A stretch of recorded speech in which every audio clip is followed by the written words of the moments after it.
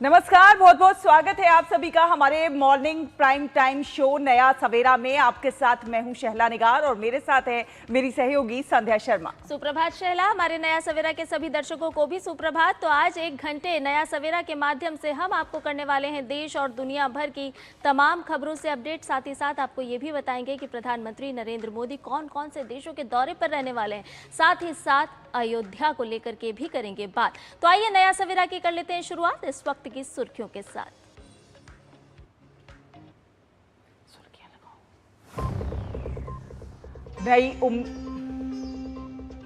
तीन देशों की यात्रा पर प्रधानमंत्री नरेंद्र मोदी आज 3 देशों की यात्रा पर होंगे रवाना। पहले चरण में इंडोनेशिया, फिर ऑस्ट्रेलिया और न्यूजीलैंड का करेंगे दौरा। द्विपक्षीय संबंधों को मिलेगी और मजबूती।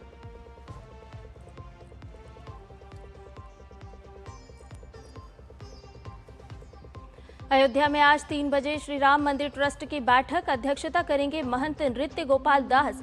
कथित चढ़ावा चोरी से जुड़े हर पहलू पर होगी चर्चा।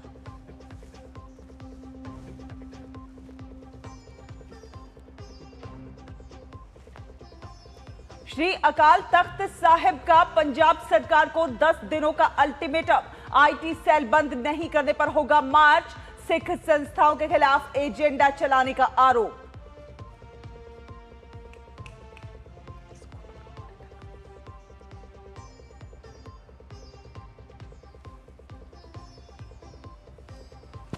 भारी बारिश की चेतावनी के बीच मुंबई, पुणे, ठाणे और पालघर में आज सभी स्कूल कॉलेज बंद। बीएमसी की अपील, प्रशासनिक निर्देशों का करें पालन, बेवजह घर से ना निकलें लोग।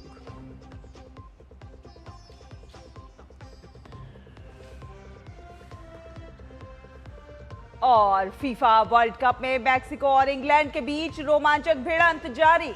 वहीं हालांकि के डबल धमाके ने ब्राजील बाहर 2-1 की जीत के साथ नॉर्वे पहली बार क्वार्टर फाइनल में।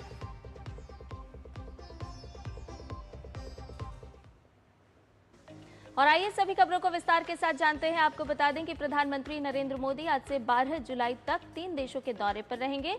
इंडोनेशिया, ऑस्ट्रेलिया और न्यूजीलैंड का ये दौरा भारत के साथ द्विपक्षीय रिश्तों को और भी मजबूती देगा। आपको बता दें कि पहले चरण में प्रधानमंत्री की यात्रा इंडोनेशिया से शुरू होगी।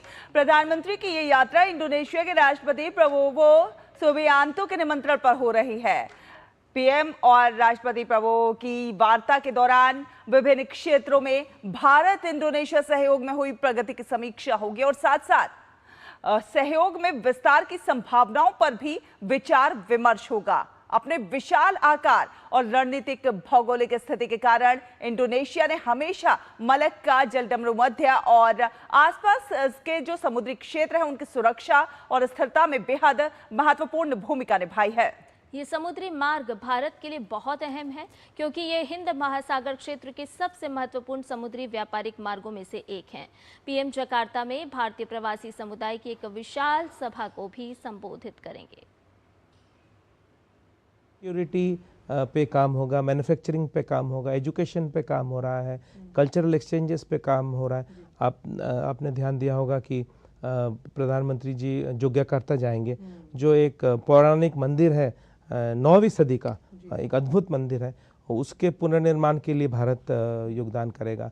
तो कई सारे स्तंभों पर काम हो रहा है और मुझे लगता है कि इस दौरे के बाद और भी घनिष्ठ हो जाएगा भारत और इंडोनेशिया का संबंध और कई नए एरियाज और खेमों में काम होगा।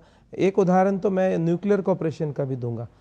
Indonesia nuclear energy and peaceful use of nuclear energy में पैर डालने की सोच रहा है, उसमें भारत का रोल हो सकता है। भारत और इंडोनेशिया के सांस्कृतिक रिश्ते, जिनकी जड़ें जो हैं सदियों पुरानी हैं, भारतीय संस्कृति की छाप इंडोनेशिया में साफ तौर पर नजर आती है। बिल्कुल, तो आइए चलते हैं और आपको रूबरू कराते हैं इंडोनेशिया के कुछ ऐसे ही दिलचस्प तथ्यों से। इंडोनेशिया और भारत के सांस्कृतिक रिश्ते जो हैं वो बहुत डीप रूटेड हैं और बहुत सी ऐसी बातें भारत की जो इंडोनेशिया पर छाप छोड़ती हुई नजर आती हैं। आइए आपको बताते हैं। आप समझते हैं कि यहाँ पर जो प्रमुख एयरलाइन है उसका नाम क्या है? उसका नाम है गरुड़ एयरलाइंस। हम जानते हैं कि हिंदू शास्त्रों के अनुसार गरुड़ बहुत शक्तिशाली पक्षी है और ये भगवान विष्णु का वाहन भी है। आप देखिए किस तरह से भारत के इस भाव की छाप जो है वो इंडोनेशिया में नजर आती है। वहीं अगर हम बात करें तो कई ऐसे संस्कृत भाषा के शब्द हैं जो इंडोनेशियाई भाषा में इस्तेमाल किए जाते हैं, राजधानी भाषा, और ये दिखाती है दोनों देशों के उस अटूट बंधन की मजबूती। इसके बाद बात करते हैं रामायण और महाभारत की। आप जानते हैं कि रामायण और महाभारत का मंचन यहाँ पर छाया कठपुतली के ज़रिए किया जाता है, यानी शैडो पपेट शोज़ के ज़रिए, जो लोग बड़े चाव से देखने आते हैं, राम को समझने आते हैं। और इस भाव को कहीं ना कहीं इंडोनेशियाई लोग भारत के साथ जोड़ते हैं। और रही बात फिल्मों की, तो 1999 के उस दौर को हम नहीं भूल सकते। 1999 से लेकर अगर बात की जाए अब तक, तो जो भारतीय फिल्में हैं वो पसंदीदा हैं यहाँ के इंडोनेशियाई लोगों की। और जब हम बात करते हैं भारतीय खाने की, तो यहाँ के कई ऐसे रेस्टोरेंट्स हैं जहाँ पर भारतीय खाने को सर्व किया जाता है और इंडोनेशियाई लोग बहुत चाव से उसे खाते हैं। और एक चीज़ और, पैलेस ऑन व्हील्स आपने सुना होगा। क्या आपने व्हील्स ऑन कॉफ़ी सुना है? यहाँ पर आपको लोग छोटे छोटे जो ई रिक्शाज होते हैं उस पर कॉफ़ी सर्व करते हुए नज़र आएंगे, पिलाते हुए नज़र आएंगे। ये बताता है कि कैसे भारत और इंडोनेशिया, जब हम संस्कृति और सभ्यता के उस मोती की बात करते हैं जो पूरे माला को जोड़ कर रखता है, इन दोनों देशों ने इस बात को सिद्ध किया है। कैमरा पर्सन रमाकांत के साथ आंचल गुलाटी गुंबर, जकार्ता, इंडोनेशिया से। जलेबी और चाट, वो भी इंडोनेशिया में, सुनकर आपके मुंह में ज़रूर पानी आ गया होगा। इंडोनेशिया में अभी ऑथेंटिक रूप से मिलते हैं, तो चलिए जकार्ता, जहां हमारी संवाददाता आंचल गुलाटी गुंबर एक ऐसे रेस्टोरेंट में पहुंची जहां भारतीय व्यंजन लोगों की जुबान की आदत बन गए हैं।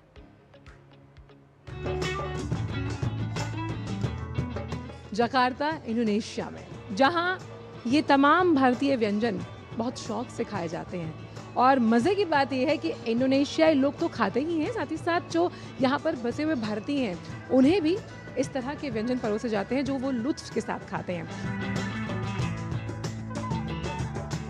गणेशा एक संस्कृति की ओनर शिल्पा जी, आपका बहुत बहुत स्वागत है। नमस्ते, नमस्ते, वेलकम टू इंडोनेशिया, जकार्ता। 2003 मैंने गणेशा एक संस्कृति खोला। And why I kept the name Ganesha, because that was my first business I started. And कोई भी चीज़ जब पहली बार शुरू करते हैं तो हम गणेश जी की पूजा करते हैं, तो गणेशा। एंड एक संस्कृति means we wanted to show a culture of India to Indonesia. भारतीय खाने ने इंडोनेशिया और भारत को कितना सशक्त रूप से जोड़ के रखा है? पूरी तरह से जोड़ के रखा है, क्योंकि यहाँ के जो कुछ खाने हैं वो हमारे से भी मिलते हैं। कई एक स्पाइसेस जो है इंडोनेशिया के, हम यहाँ पे सारे वो मिलते हैं, उनको हम रिकॉग्नाइज करते हैं। जैसे क्लोव है, लौंग है, दालचीनी है, आपके तेज पत्ता है, ये सब यहाँ पे स्पाइसेस मिलते हैं। जब से आए हैं इंडोनेशिया में तब से हम यहाँ आ रहे हैं गणेशा में। गणेशा एक फैमिली जैसा है। बहुत अच्छा खाना है, तो आओ कम हियर। हमको इंडिया बहुत अच्छा लगता है। हमको इधर इंडियन खाना भी मिलता है इंडोनेशियन में, और सब कुछ बढ़िया है। मेरे रेस्टोरेंट्स हैं, उसमें मेरे 500 इंडोनेशियन एम्प्लॉयज़ हैं जो काम कर रहे हैं, जिनकी फैमिलीज़ हैं हमारे साथ। एंड हमारे साथ थोड़े से एक्सपेक्टेड शेफ्स हैं जो कि ऑथेंटिक रेसिपी सारे उनको सिखाते हैं, बताते हैं ऐसे करो, और वो सब जानते हैं रेसिपी और बना पाते हैं। इंडोनेशियंस जो हैं वो लर्न करते हैं और उनको बहुत अच्छा लगता है। यही भारतीयों की पहचान है कि हम किस तरह से सभी लोगों को अपने साथ लेकर चलते हैं, और ये वसुधैव कुटुंबकम की भावना जो है वो खाने के इस शौक से भी आती है। कैमरा पर्सन रमाकांत के साथ आंचल गुलाटी गुंबर, सीधे जकार्ता, इंडोनेशिया से। और जकार्ता से ही हमारी सहयोगी आंचल गुलाटी गुम्पर हमारे साथ जुड़ रही हैं। सुप्रभात आंचल, आपने बड़े ही आपकी कई सारी रिपोर्ट्स देखी हमने और बड़े ही आपने अच्छे अंदाज में समझाने की कोशिश की है कि किस प्रकार से सांस्कृतिक डोर जो है वो काफ़ी ज़्यादा मजबूत है। भारत की संस्कृति का किस प्रकार से वहाँ पर आदर होता है और किस प्रकार से वो जुड़ाव जो है वो महसूस किया जाता है। प्रधानमंत्री का ये जो दौरा है कहीं ना कहीं रणनीतिक लिहाज से, सांस्कृतिक लिहाज से इस रिश्ते को और भी ज़्यादा मजबूत करता हुआ नजर आएगा। शैला और संध्या दोनों को ही जकार्ता इंडोनेशिया से आपाक आभार। जिसे कहते हैं कि आप कैसे हैं, और जब हम ये पूछ रहे हैं कि हम कैसे हैं तो इंडोनेशिया और भारत के रिश्ते बताते हैं कि ये दीर्घायु हैं। आप मेरे पीछे वो देख पाएंगे कि कैसे प्रधानमंत्री जब आज यहाँ पर पहुँचेंगे तो दोनों देश एक अलग ही रिश्ते की शुरुआत करेंगे जो रणनीतिक लिहाज से बहुत इंपॉर्टेंट है। अब थोड़ा पीछे चलते हैं, बात करते हैं एक्ट ईस्ट पॉलिसी को लेकर। ये एक्ट ईस्ट पॉलिसी जब 2014 में हमने देखा कि कैसे अपने जो ग्लोबल साउथ से जुड़े हुए देश हैं उनको एक साथ लेकर आना है, और इसीलिए हम समझ पा रहे हैं कि इंडोनेशिया भारत का एक बहुत बड़ा साझेदार है। अब इसमें हम बात करते हैं इकोनॉमिक कोऑपरेशन की, हम बात करते हैं मैरीटाइम सिक्योरिटी, हिंद प्रशांत महाक्षेत्र, यानी कि हम बात करते हैं इंडियन ओशन, पैसिफिक ओशन, और इन दोनों ही महासागरों में इंडोनेशिया की बहुत अहम भूमिका है। और इस अहम भूमिका का मतलब ये बताता है कि कैसे ये भारत के लिए स्ट्रेटेजिकली बहुत इंपॉर्टेंट है। और जब हमने यहाँ पर जब हम इन दिनों रहे हैं और हमने यहाँ पर लोगों से बात की, हमने यहाँ पर ऑफिशियल से बात की, वो ये बताते हैं कि कैसे दोनों देशों के जो सांस्कृतिक रिश्ते दोनों आने वाले सालों में और पिछले एक दशक में ये बहुत मजबूत हुए हैं। आप देखिए कि यहाँ पर महाभारत और रामायण की छाप आपको हर एक कल्चरल हेरिटेज पर नज़र आएगी। और उसके साथ साथ जब हम ट्रेड और इन्वेस्टमेंट को बढ़ाने की बात करते हैं तो कई ऐसे स्ट्रेटेजिक इंपॉर्टेंट सेक्टर्स हैं।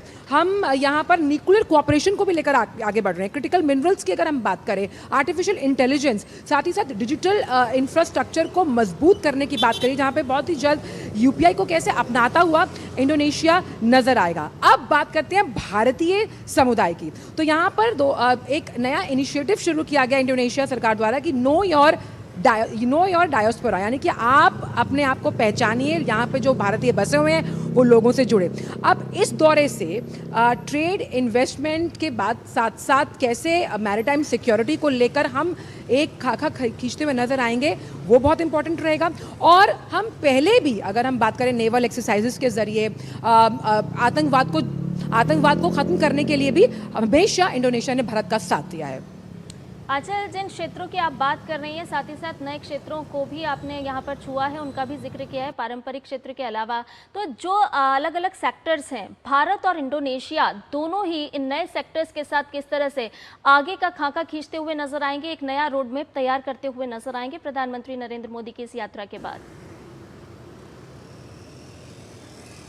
संध्या, जैसे हमने जब यहाँ पर जो भारतीय राजदूत हैं उन्होंने बहुत इम्पॉर्टेंट एक सेक्टर यहाँ पर मेंशन किया, होता न्यूक्लियर कोऑपरेशन, और कैसे भारत इस पूरे क्षेत्र में इंडोनेशिया का अहम साझेदार बन पाएगा। क्रिटिकल मिनरल्स को लेकर अभी फरवरी 2026 में मीटिंग हुई थी यहाँ पर, और कैसे ये जो खनिज पदार्थ हैं और इन खनिज पदार्थों की प्रचुर मात्रा इंडोनेशिया में मौजूद है और ये भारत के लिए कैसे लाभकारी साबित होगा। फिर जब हम बात करते हैं ग्लोबल साउथ की, कि ग्लोबल साउथ के इस देश के, क्योंकि G20 में दोनों देश साथ हैं, दो बड़े लोकतंत्र, मैरीटाइम सिक्योरिटी में भी दोनों एक दूसरे के साथ बढ़ रहे हैं, तो क्रिटिकल मिनरल्स, उसके साथ साथ न्यूक्लियर क्षेत्र की जब हम बात करते हैं, और साथ ही साथ हम कैसे कनेक्टिविटी को बढ़ा सकते हैं, क्योंकि इंडोनेशिया कई आइलैंड से घिरा हुआ देश है। अब यहाँ पर इस कनेक्टिविटी के लिहाज से भारत कैसे अहम साझेदार साबित होगा, ये हम देखेंगे। और आर्थिक व्यवस्था को सुदृढ़ करने वाले तमाम जिन सेक्टर्स का हमने जिक्र भी किया है, जिसमें हम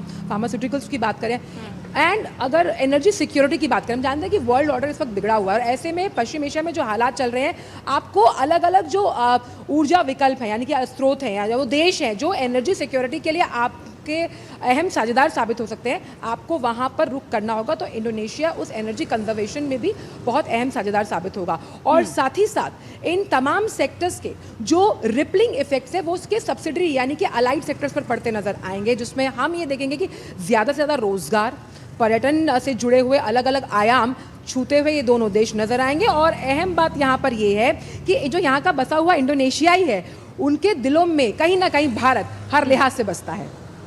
चलिए, तो आप नजर बनाकर रखिए प्रधानमंत्री के इस दौरे से जुड़ी हुई और भी ताज़ा अपडेट जो होंगी वो आपसे लेते रहेंगे। फिलहाल धन्यवाद आंचल, ये तमाम अपडेट हमारे दर्शकों से साझा करने के लिए। और फिलहाल रुक रहे हैं एक छोटे से ब्रेक के लिए, जल्द हाजिर होंगे। खाने में मेरी क्वीन के लिए क्या है? किंग मटर पनीर, किंग बैगन भरता, king veg pulao, king palak paneer kofta. ये सब किंग क्यों? क्योंकि ये सब बना है MDH किचन किंग से का बॉस। MDH किचन किंग, असली किचन किंग। MDH मेरी पसंद, मेरी पसंद, मेरी पसंद, मेरी पसंद, हमारी पसंद। हम सबकी पसंद। मजबूत देश का मजबूत सरिया हो गया स्टील। यार कैसे ले पाएंगे घर? नहीं, आज गर्मी बहुत है ना। यस, बहुत ही ज्यादा। पापा, घर खरीदने की planning is not easy. Vini, long term savings का बेस्ट प्लान बताना। LIC protection plus plan. LIC और सेविंग्स। यस, इसमें इंश्योरेंस और फंड्स दोनों में इन्वेस्ट करके गोल्स के हिसाब से सम अश्योर्ड एडजस्ट कर सकते हो। LIC protection plus plan, future insured, growth assured. Break के बाद स्वागत है आपका। आप देख रहे हैं नया सवेरा। आपको बता दें कि राम मंदिर चढ़ावा चोरी पर पूरे देश की निगाहें टिकी हुई हैं और इस मामले पर जमकर राजनीतिक प्रतिक्रियाएं भी अब सामने आ रही हैं। आज 3 बजे श्री राम मंदिर परिसर में होने वाली बैठक में श्री राम मंदिर जन्मभूमि तीर्थ से जुड़े लगभग सभी पदाधिकारी शामिल होने वाले हैं। तीर्थ क्षेत्र में विशेष रूप से आमंत्रित सदस्य गोपाल राव के मुताबिक बैठक की अध्यक्षता श्री राम मंदिर जन्मभूमि तीर्थ क्षेत्र के अध्यक्ष महंत नृत्य गोपाल दास करेंगे। बैठक के बारे में सभी 14 सदस्यों को इसकी सूचना दे दी गई है।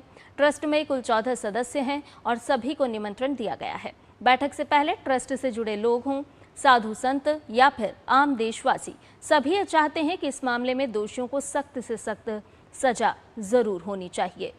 ट्रस्ट के सदस्य दिनेंद्र दास ने तो यहां तक कह दिया है कि अगर दोषियों को फांसी होती है तो कोई आपत्ति नहीं होगी।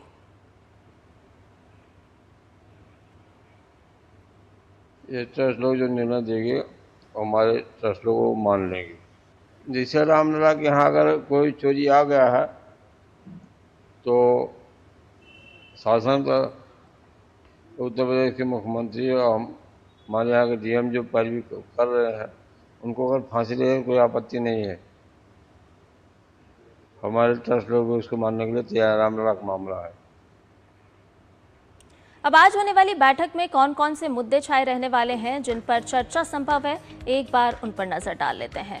SIT की प्रारंभिक रिपोर्ट, इस पर चर्चा संभव, चंपत राय, अनिल मिश्रा के इस्तीफे और साथ ही साथ आय व्यय से लेकर के जुड़े हुए जो मुद्दे हैं उस पर भी चर्चा संभव नजर आ रही है। साथ साथ प्रशासनिक और सांगठनिक फैसले, साथ साथ आय व्यय और लेखा जोखा की समीक्षा, इस पर चर्चा संभव हो सकती है।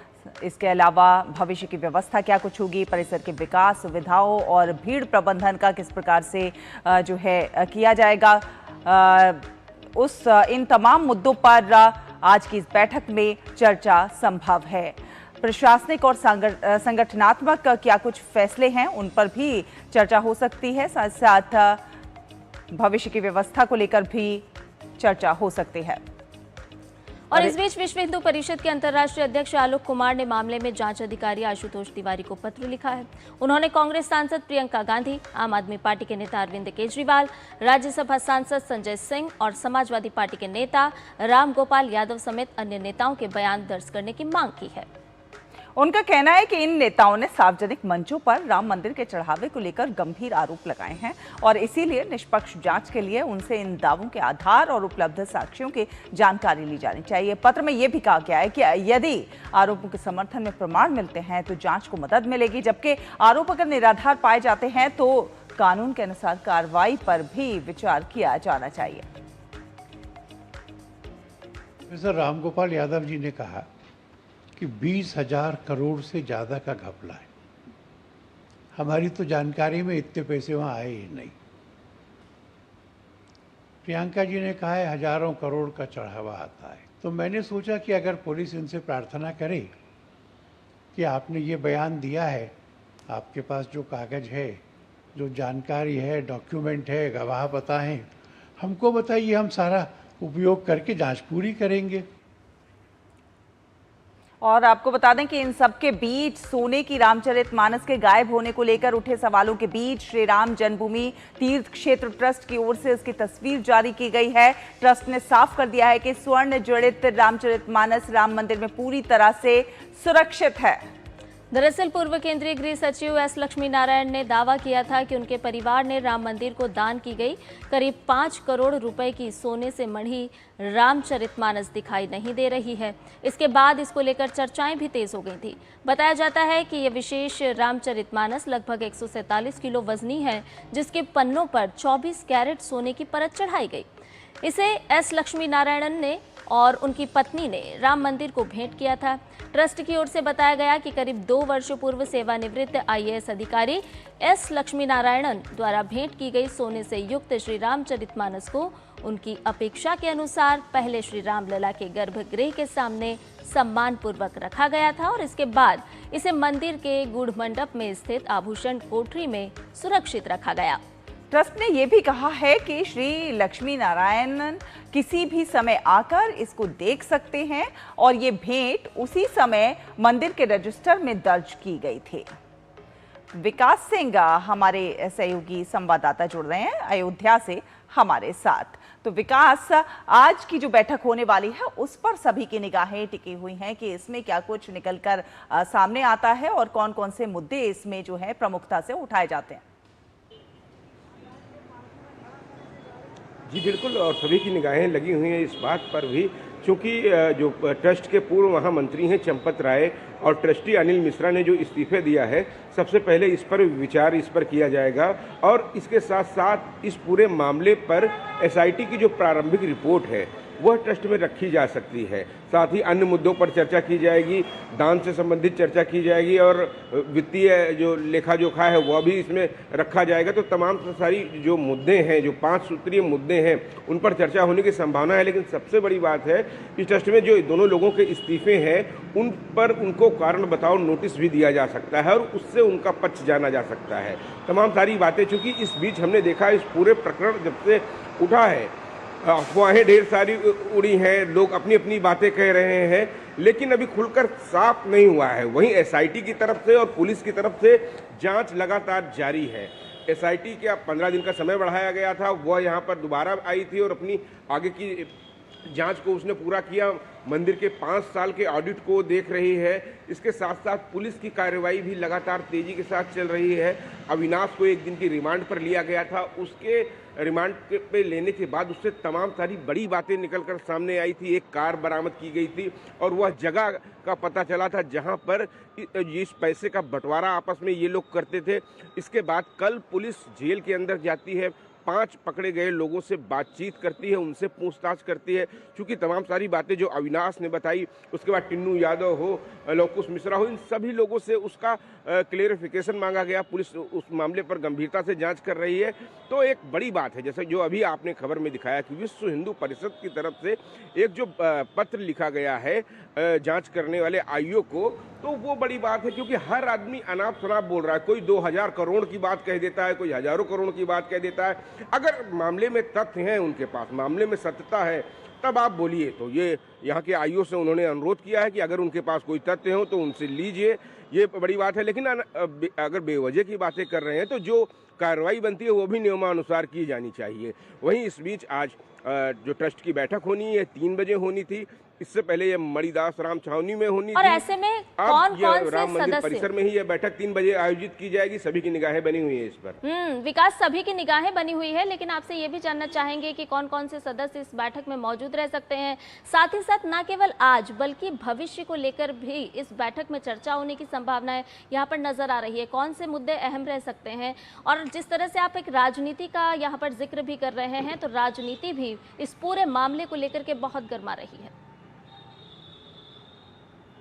जी बिल्कुल, राजनीति बहुत इसमें जोर शोर से गर्म है। विपक्ष सरकार को घेरने का प्रयास करता है, सरकार के ऊपर आरोप लगाता है, लेकिन ट्रस्ट से जुड़े हुए तमाम सारी चीज़ों पर मुख्यमंत्री योगी आदित्यनाथ ने कहा था कि दूध का दूध और पानी का पानी करके रहेंगे, और इसके लिए उन्होंने SIT गठित की थी। कल हमने देखा कि भारतीय जनता पार्टी के राष्ट्रीय अध्यक्ष राजधानी लखनऊ आए हुए थे। उन्होंने इस बात को कहा कि कोई भी होगा, अगर दोषी पाया जाएगा तो सख्त से सख्त कार्रवाई की जाएगी। उन्होंने उन संघर्षों को बताया कि ये कोई आम मंदिर नहीं है, 500 वर्ष के संघर्ष का परिणाम है, नतीजा है, प्रतिफल है। न जाने कितने लोगों ने कितना बड़ा बलिदान दिया है इस मंदिर को बनने में। तो किसी भी प्रकार से अगर इस तरीके की अनियमितता पाई गई है, लापरवाही हुई है, किसी ने उस चीज़ को नज़रअंदाज किया है, इस घटना को, तो उन सभी के खिलाफ, उन सभी दोषियों के खिलाफ सख्त से सख्त कार्रवाई की जाएगी। क्योंकि अयोध्या में हमने देखा था कि 2017 से पहले या 14 से पहले राजनीतिक उपेक्षा की शिकार हुआ करती थी। यहाँ पर वो राजनीतिक दल जो आज इसकी चिंता कर रहे हैं इस नगरी की, वो यहाँ पर कभी प्रभु श्री राम की जन्मभूमि कभी नहीं आते थे। यहाँ पे आते थे और निकल जाते थे। राजनीति में अछूत मानी जाती थी अयोध्या। उनको लगता था कि अगर हम वहाँ चले जाएंगे तो हमारा ये जो निश्चित वोट बैंक है वो हमसे नाराज हो जाएगा। साथ साथ यहाँ पर हमने देखा इस अयोध्या ने राम मंदिर में राम भक्तों के ऊपर लाठियाँ चली, गोलियाँ चली। इस अयोध्या ने बहुत कुछ देखा और उसके बाद अब इसको बनते हुए, श्रृंगार होते हुए, विकसित होते हुए भी देखा। यहाँ पर 17 के बाद यहाँ पर तमाम सारे नए आयोजनों से जोड़ा गया इस अयोध्या को। दीपोत्सव, तमाम सीता विवाह, तमाम बड़े उत्सव किए गए। और अब ऐसा हो गया है प्रभु श्री राम के मंदिर में प्राण प्रतिष्ठा के बाद कि एक वर्ष में जितने लोग आते थे अब वो एक दिन में इतने लोग आ जाते हैं, जिसकी कोई कल्पना भी नहीं कर सकता था। और इसके इंफ्रास्ट्रक्चर की अगर बात करें, यहाँ के नगर के विकास की अगर बात करें, तो वह अभी अकल्पनीय हो गया है। कि मानिए कि 2017 से पहले अगर जो कोई अयोध्या आया होगा वो यहाँ पर आए तो कहे मैं किस शहर में आ गया हूँ, ये क्या वही अयोध्या है? तो बिल्कुल प्रभु श्री राम को अयोध्या नगरी अपनी वैकुंठ से प्यारी थी और उसी तर्ज पर सरकार के द्वारा यहाँ पर उसको विकसित किया गया। यहाँ के चाहे रोड इंफ्रास्ट्रक्चर हो, चाहे यहाँ पर तमाम सारी सुविधाएं हों, जन सुविधाएं हों, यहाँ पर हर चीज़ बदल दी गई और उसका असर यहाँ के नागरिकों पर पड़ा। यहाँ पर लोगों की जो आजीविका के साधन है वो बढ़ गए, चाहे होटल व्यवसायी हो, ई रिक्शा हो, फूल वाले हो, प्रसाद बेचने वाले हो, रेस्टोरेंट वाले हो, जो रोड साइड फूड बेचते हैं वो हो। तो बड़ा परिवर्तन हुआ और सबसे बड़ी बात है कि यही परिवर्तन, यही जो मॉडल है सरकार जो बनाया गया अयोध्या का, विपक्ष कहीं ना कहीं उस पर प्रहार करना चाहता है। जबकि सरकार की तरफ से स्पष्ट है कि कोई भी हो, कितना भी बड़ा व्यक्ति हो, इस जांच में दोषी पाया गया तो सख्त कार्रवाई की जाएगी। वहीं ट्रस्ट से जुड़े तमाम सारे मेंबर कल पहुंच चुके हैं। कुछ एक लोग वर्चुअल इससे जुड़ेंगे।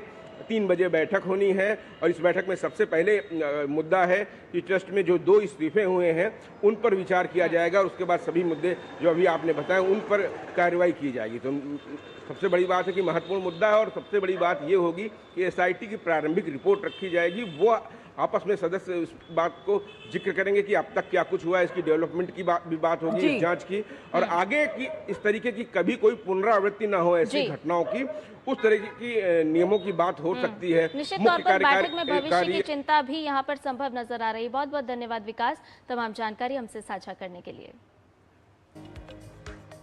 और आगे बढ़ेंगे, बात करेंगे मुंबई के मानखोर्द इलाके में ग्राउंड प्लस 3 मंजिला चौल का हिस्सा ढहने से 6 लोगों की मौत हो गई है, जबकि एक व्यक्ति घायल हुआ है। हादसा जो है जनता नगर स्थित चौल नंबर 5 में हुआ, जहां पर राहत और बचाव अभियान जारी है।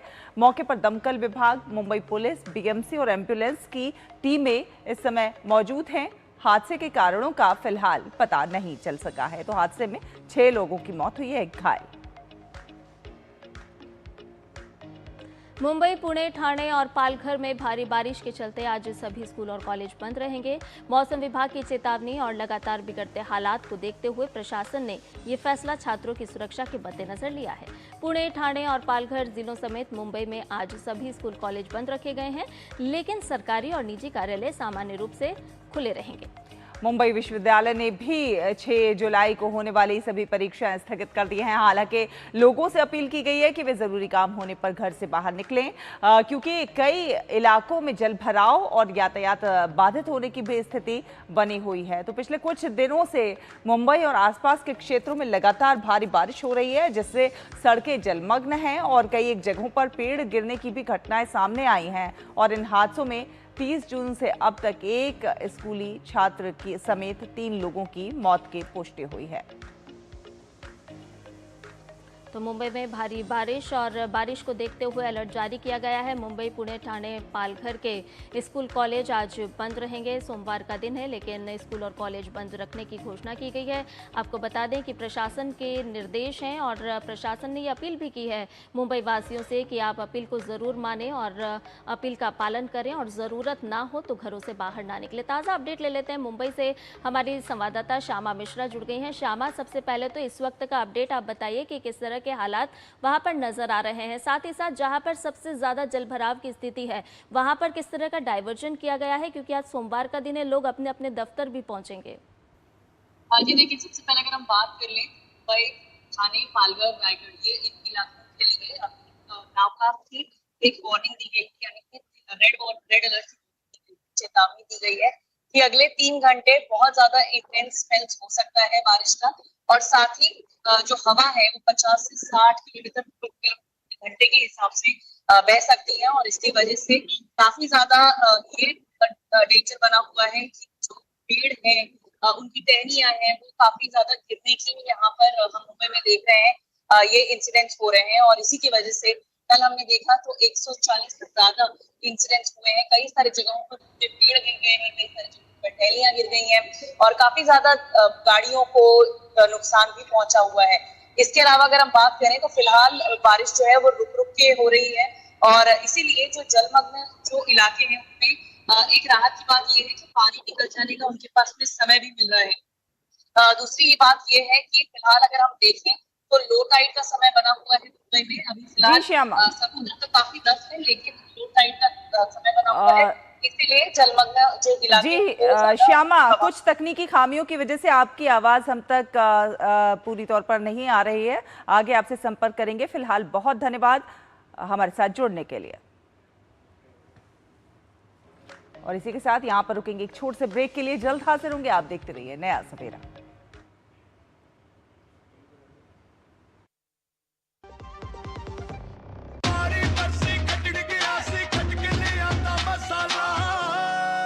मसाला ओए, छोले दा या लोबिये दा, पंजाबी छोले दा या पिंडी चने दा।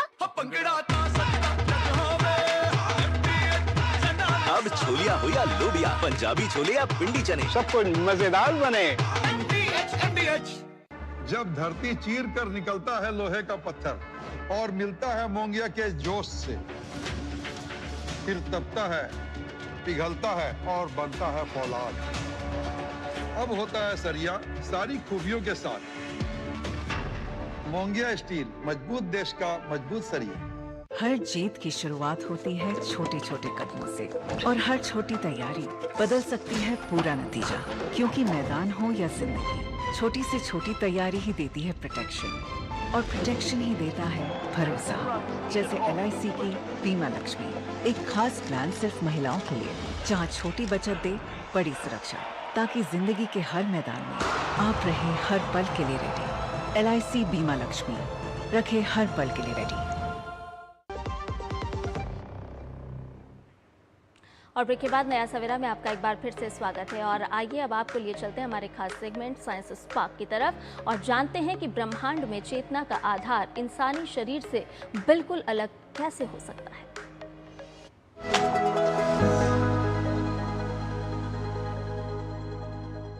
मान लीजिए आप रात के घने अंधेरे में आसमान की तरफ देखते हैं जहां अनगिनत तारे टिमटिमा रहे होते हैं, जिसे देखकर सोचते होंगे कि अगर ब्रह्मांड में कहीं और भी जीवन होगा तो शायद वे हमारी तरह के ही शरीर के बने होंगे, उनकी भी आंखें होंगी और हमारे जैसा ही दिमाग होगा। थोड़ा अलग हो सकता है लेकिन होगा ऐसा ही।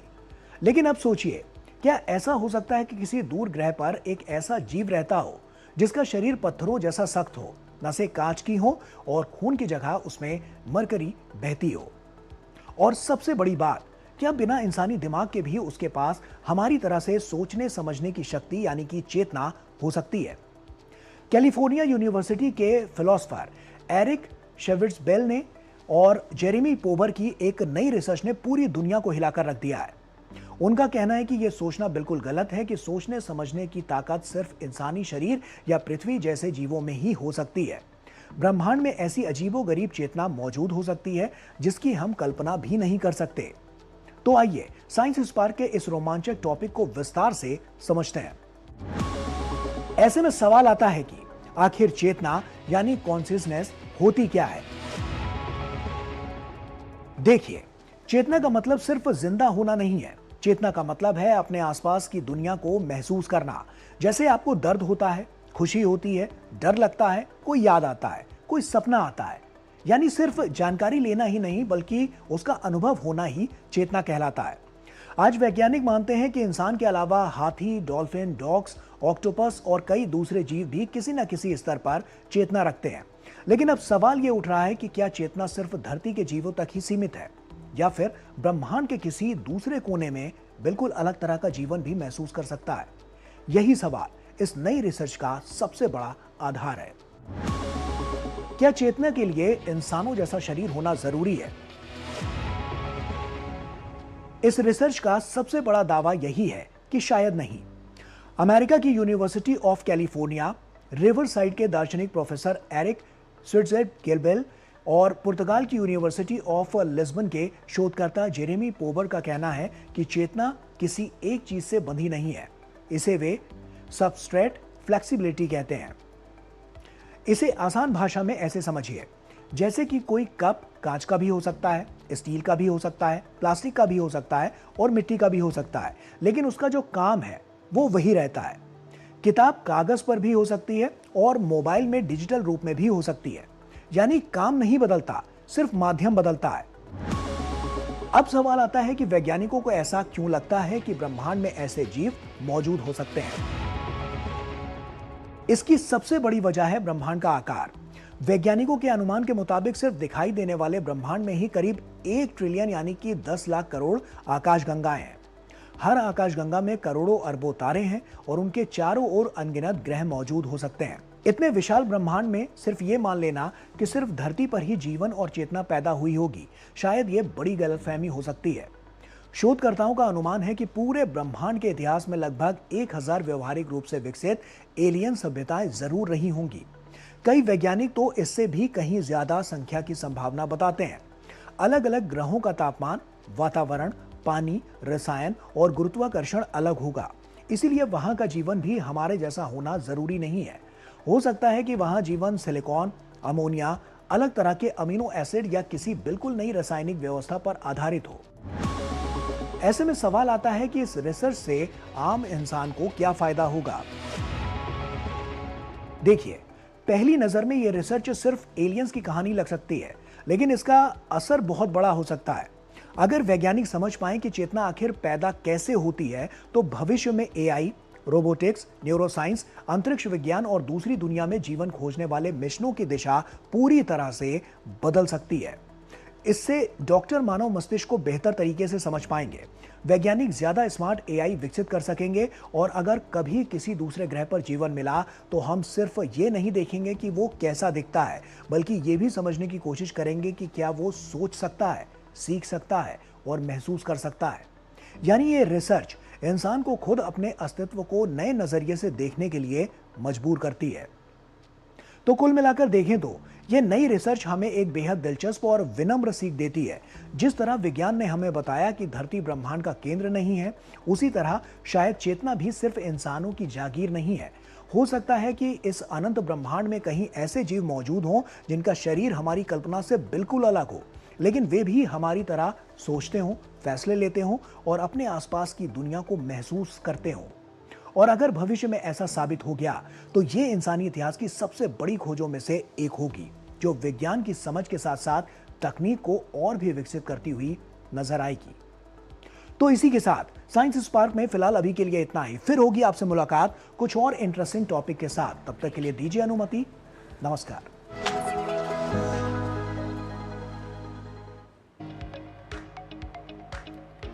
और आइए अब खबरें देखेंगे फुटबॉल विश्व कप से जुड़ी हुई।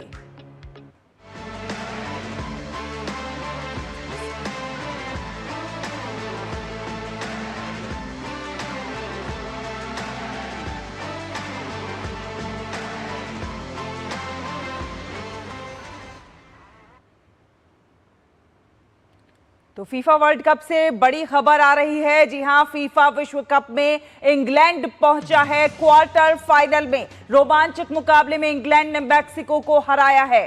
इंग्लैंड ने 3-2 से दर्ज की है ये बड़ी जीत।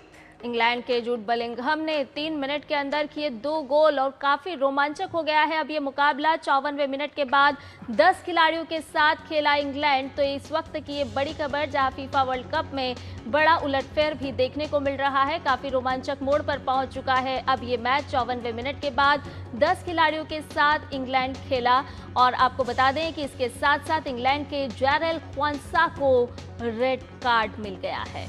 हैरी केन ने किया इंग्लैंड का तीसरा गोल और दोनों टीमों ने आक्रामक खेल दिखाया है। क्वार्टर फाइनल में नॉर्वे से होगा सामना। तो हैरी केन ने इंग्लैंड का तीसरा गोल किया। क्वार्टर फाइनल में अब नॉर्वे से सामना होगा। तो बेहद रोचक, रोमांचक ये बड़ी खबर हम आपको बता रहे हैं। फीफा वर्ल्ड कप से ये बड़ी खबर आ रही है। सुचित्रा हमारे साथ जुड़ रही हैं, हमारी सहयोगी। ज्यादा जानकारी उन्हीं से ले लेते हैं। सुचित्रा, आज ब्राजील भी बाहर हो गया है वर्ल्ड कप से, क्या वजह रही? पेनाल्टी मिस या फिर कमजोर फिनिशिंग?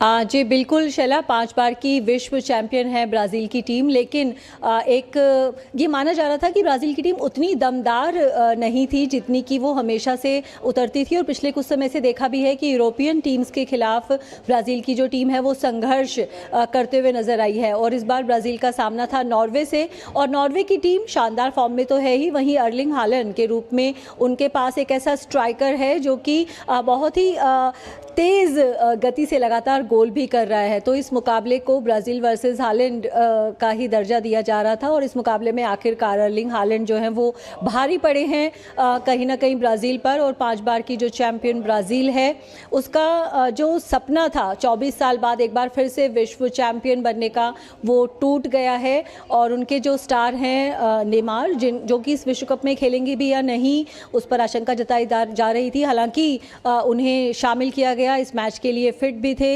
67वें मिनट में उन्हें मैदान पर उतारा गया और जो एकमात्र गोल हमें देखने को मिला ब्राज़ील की तरफ से पेनल्टी पर किया नेमार ने। और इस मैच को हारने के बाद ही ये उनका आखिरी विश्व कप मैच था। उसे हारने के साथ ही नेमार ने अंतर्राष्ट्रीय फुटबॉल से संन्यास का भी ऐलान कर दिया है। तो विश्व कप जीतने का सपना टूटा है ब्राज़ील का, और नॉर्वे ने यहाँ पर एक शानदार जीत दर्ज की।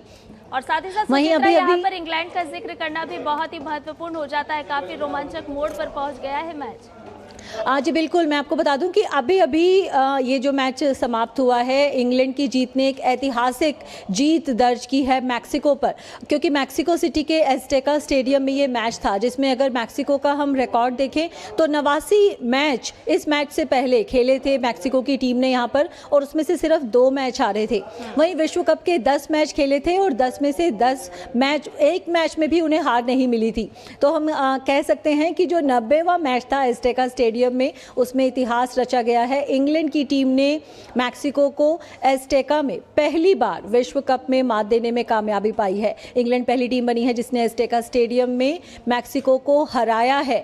और इंग्लैंड की टीम के अगर हम प्रदर्शन की बात करें तो एक टीम के तौर पर बेहतरीन तालमेल उनके बीच में दिखाई दिया। उनके फॉरवर्ड्स का खेल भी शानदार रहा। वहीं इंग्लैंड के डिफेंडर्स की खास तौर पर तारीफ करनी होगी, क्योंकि मैक्सिको की जो टीम है बहुत अच्छा खेलती है, लेकिन जब एज़टेका में आती है तो लगता है कि उनकी ताकत जो है वो दोगुनी हो जाती है। क्राउड का सपोर्ट रहता है, और ये जो स्टेडियम है, मैं आपको बता दूं कि इसका जो ऑल्टीट्यूड लेवल है वो बहुत ही हाई है। तो इंग्लैंड को यहाँ पर परिस्थितियों से भी सामना करना पड़ता था, क्योंकि मैक्सिको के खिलाड़ियों को तो आदत है इतने हाई ऑल्टीट्यूड पर खेलने की, लेकिन जो बाकी टीमें हैं वो आकर यहाँ पर संघर्ष करती हुई दिखाई देती हैं। तो इंग्लैंड ने आखिरकार परिस्थितियों के ऊपर भी जीत दर्ज की और मैक्सिको की टीम के ऊपर भी जीत दर्ज की। क्वार्टर फाइनल में जगह बनाई है इंग्लैंड ने, जहां अब उनका सामना नॉर्वे से होगा 11 जुलाई को। संध्या। तो बिल्कुल इंग्लैंड ने 3-2 से जो जीत दर्ज की है, एक बड़ी जीत फीफा वर्ल्ड कप से, और ये खेल जो है अब और रोमांचक होता हुआ नजर आता है। अगर हम टीम की बात करें तो किस तरह की तैयारी रही होगी, किस तरह का खेल देखने को मिला सुचित्रा? जी बिल्कुल, आज के अगर मुकाबले की बात करें तो ये माना जा रहा था कि जो मैक्सिको की टीम है वो कड़ी चुनौती पेश करेगी इंग्लैंड के सामने, लेकिन जो इंग्लैंड के मैनेजर हैं उन्होंने अपने फॉर्मेशन में भी बदलाव किए। जो हैरी केन है, कैप्टन केन, वो तो टीम के लिए स्टार बनकर उभरे ही थे, लेकिन जूड बेलिंघम आज के इस मैच में स्टार रहे इंग्लैंड के लिए। 2 गोल किए उन्होंने। 3 मिनट के अंदर 2 गोल करना आसान बात नहीं होती, वो भी मैक्सिको जैसी टीम के खिलाफ, और उनके हम कहें कि ऐसे अभेद किले में जिसे कि अब तक कोई टीम भेद नहीं पाई थी। तो बेहतरीन तालमेल इंग्लैंड के बीच में दिखाई दिया, एक दूसरे को सपोर्ट करते हुए नजर आए। बेलिंघम का भी जो दूसरा गोल था उसमें केन ने उनको एक शानदार पास दिया, हैरी केन ने तीसरा गोल भी किया, वहीं दूसरे गोल में उन्होंने एक शानदार पास भी दिया बेलिंघम को। तो एक टीम के रूप में एकजुट होकर खेलती हुई नजर आई इंग्लैंड की टीम, और इसे इंग्लैंड की अब तक की सबसे शानदार जीत बताया जा रहा है, क्योंकि जिस तरह का कड़ा मुकाबला था, मैक्सिको ने कड़ी चुनौती पेश की उनके सामने, जिस तरह की परिस्थितियां थी, आप ये सोच सकते हैं कि आप मैक्सिको के ऐसे स्टेडियम में खेल रहे हैं जिसमें वो विश्व कप का कोई मैच नहीं हारी है। मेज़बान सह मेज़बान भी थी मैक्सिको, अपने घर में खेल रही थी, क्राउड का बड़ा सपोर्ट था उनके साथ और लगातार दबाव बनाए रखा था। और इंग्लैंड के खिलाड़ी को रेड कार्ड भी दिखाया गया, तो 55वें मिनट के बाद से 10 खिलाड़ियों के साथ खेल रही थी इंग्लैंड की टीम। तो आपके ऊपर दबाव है मैक्सिको के खिलाफ, उनके घर पर खेल रहे हैं और एक खिलाड़ी को रेड कार्ड मिल चुका है, तो सिर्फ 10 खिलाड़ियों के खेल रहे हैं। तो अगर पूरी परिस्थितियों को देखा जाए तो वाकई इंग्लैंड के फुटबॉल के इतिहास में एक ऐतिहासिक जीत के रूप में दर्ज किया जाएगा। इस जीत को एक ऐतिहासिक जीत दर्ज की है इंग्लैंड ने और क्वार्टर फाइनल में जगह बनाई है, जहां अब उनका सामना नॉर्वे से होगा। बहुत धन्यवाद सुचित्रा, तमाम अपडेट हमसे साझा करने के लिए। और आइए अब आगे बढ़ेंगे, नया सवेरा में बात करेंगे एक दिन एक उत्सव की।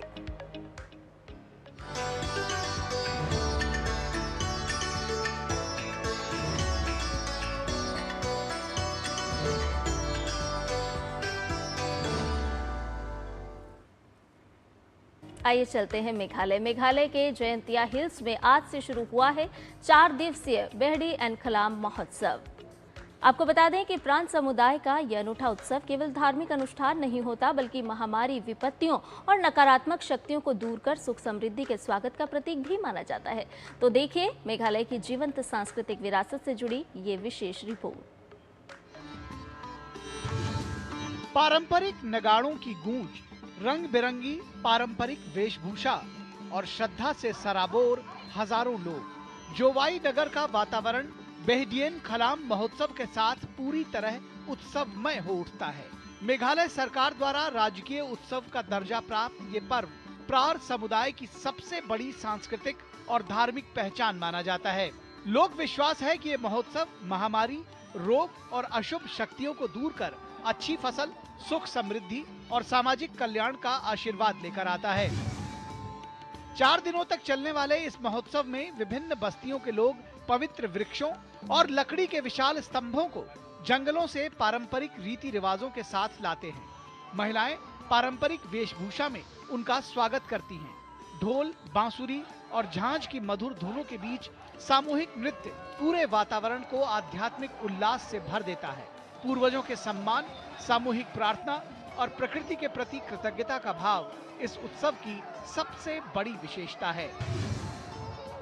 महोत्सव का सबसे रोमांचक दृश्य अंतिम दिन एटनार के पवित्र सरोवर में दिखाई देता है, जहां पारंपरिक रोड्स और पवित्र लकड़ी के स्तंभों के साथ सामूहिक अनुष्ठान संपन्न होते हैं। हजारों लोग जल में उतरकर मंगल और समृद्धि की कामना करते हैं। ये दृश्य केवल धार्मिक आस्था ही नहीं, बल्कि समुदाय की एकता और सांस्कृतिक विरासत का भी अद्भुत प्रतीक बन जाता है। बेहडियन खलाम केवल एक उत्सव नहीं, बल्कि प्रकृति, पूर्वजों और सामूहिक जीवन के प्रति सम्मान का जीवंत दर्शन है, जहां परंपराएं आज भी पीढ़ियों को जोड़ती हैं और मेघालय की सांस्कृतिक पहचान को पूरे विश्व के सामने गर्व के साथ प्रस्तुत करती हैं। Bureau report, DD news. और आपको बता दें कि जनसंघ के संस्थापक, प्रखर राष्ट्रवादी शिक्षाविद और देश की एकता, अखंडता के प्रबल समर्थक डॉक्टर श्यामा प्रसाद मुखर्जी की आज 125वीं जयंती है। राष्ट्र निर्माण, शिक्षा, उद्योग और सार्वजनिक जीवन में उनके योगदान को आज पूरे देश में याद किया जा रहा है। और इस अवसर पर गृह मंत्री अमित शाह ने एक वीडियो साझा किया है, आपको दिखाते हैं। श्यामा प्रसाद मुखर्जी इस राष्ट्र के बहुत बड़े नेताओं में शुमार होते हैं, जिन्होंने कभी जीवन में कुछ भी प्रसिद्धि के लिए नहीं किया, मगर जो भी किया इसके दूरगामी परिणाम इस देश के लिए शुभांकर हुए। आजादी के पहले जब विभाजन हो रहा था तब पश्चिम बंगाल भारत में रहे अंग्रेजों के साथ लड़ाई कर इस श्यामा प्रसाद मुखर्जी ने सुनिश्चित किया था। इसी के कारण आज पश्चिम बंगाल भारत का अभिन्न अंग बना हुआ। देश जब आजाद हो गया उसके बाद कश्मीर में धारा 370 लागू की गई। कश्मीर का राष्ट्रध्वज होता था, कश्मीर का संविधान अलग होता था, कश्मीर में एक अलग प्रधानमंत्री बैठते थे। ये संकल्पना भारत की एकता और अखंडता के लिए बहुत खतरनाक। तब श्यामा प्रसाद मुखर्जी ने एक आंदोलन छेड़ा कि एक देश में 2 विधान, 2 निशान और 2 प्रधान नहीं रहे, और दिल्ली से लेकर कश्मीर तक मार्च लेकर गए। जहां कश्मीर की शुरुआत हुई उनसे परमिट मांगा गया। इन्होंने कहा कश्मीर मेरे देश का हिस्सा है, मुझे कोई परमिट की जरूरत नहीं। और श्यामा प्रसाद मुखर्जी को वहीं अरेस्ट कर दिया और उस जेल में ही श्यामा प्रसाद मुखर्जी का संवेदनास्पद मृत्यु भी हुई। और आज श्यामा प्रसाद जी का वो स्वप्न साकार हो गया है। धारा 370 समाप्त हो चुकी है और उनकी बनाई पार्टी भारतीय जनसंघ, जो अब भारतीय जनता पार्टी के नाम से जानी जाती है, गंगोत्री से लेकर बंगाल के गंगा सागर तक भारतीय जनता पार्टी का मुझ जैसे सैकड़ों, लाखों, करोड़ों कार्यकर्ताओं ने 60 साल के अंदर इनकी विचारधारा पर आगे बढ़ते आज देश को आगे बढ़ाने के लिए प्रयास किया है। आज मैं हृदय से श्री श्यामा प्रसाद मुखर्जी के वो महान व्यक्तित्व को हृदय से प्रणाम कर मेरी विनम्र श्रद्धांजलि अर्पित करता हूँ। और आइए आगे बढ़ते हैं और देख लेते हैं दुनिया भर की कुछ खास खबरें अराउंड दी वर्ल्ड के जरिए। रूस ने यूक्रेन की राजधानी कीव पर आज सुबह बैलिस्टिक मिसाइल से हमला किया। यह हमला तुर्की में होने वाले एक अहम नाटो समिट से ठीक एक दिन पहले हुआ, जिसमें अमेरिकी राष्ट्रपति डोनाल्ड ट्रंप के भी शामिल होने की उम्मीद है। यूक्रेन की वायुसेना ने बताया कि इस हमले में बैलिस्टिक मिसाइल, ड्रोन और क्रूज मिसाइल का इस्तेमाल किया गया। हमले के दौरान तड़के मध्य कीव में धमाकों की आवाजें सुनी गई। पाकिस्तान ने ब्रिटेन के रेशडेल में ग्रूमिंग गैंग के मुख्य आरोपियों में से एक शाबिर अहमद को वापस लेने से इनकार कर दिया है। उनका कहना है कि शाबिर अहमद ने अपना पाकिस्तानी पासपोर्ट फाड़ दिया था और अब वो पाकिस्तान का नागरिक नहीं है। शाबिर अहमद इस सप्ताह 30 नाबालिग लड़कियों से बलात्कार से जुड़े मामलों में 14 साल की सजा काटने के बाद जेल से रिहा हुआ है। ओपेक प्लस तेल उत्पादक गठबंधन के कुछ देश अगले महीने अपना उत्पादन बढ़ाने की योजना बना रहे हैं। ओपेक प्लस ने रविवार को घोषणा की कि 7 देश अगस्त में तेल उत्पादन में कुल मिलाकर 1,88,000 बैरल प्रतिदिन की बढ़ोतरी करेंगे। ये लगातार 5वां महीना है जब ओपेक प्लस ने तेल उत्पादन बढ़ाने पर अपनी सहमति जताई है।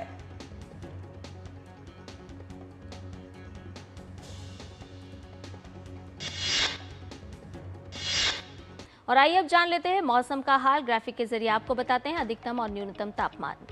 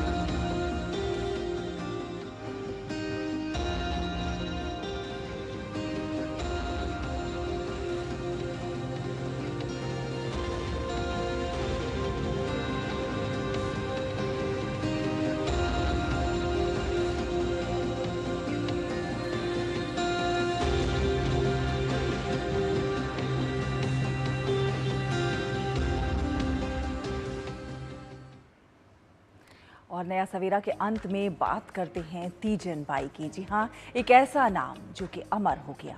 छत्तीसगढ़ की पंडवानी गायिका तीजन बाई अब हमारे बीच नहीं रही, लेकिन उनकी कला हर पीढ़ी के लिए प्रेरणा बनेगी।